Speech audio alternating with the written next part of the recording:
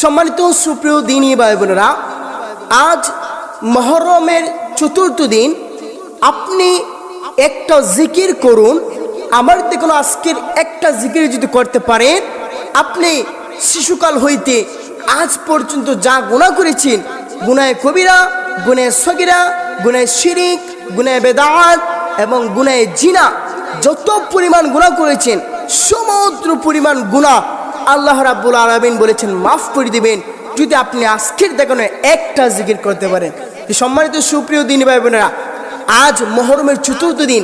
এই চতুর্থ দিন যদি আপনি এই একটা জিকির করেন, আপনার সমস্ত গুনাহ মাফ করাতে পারবেন।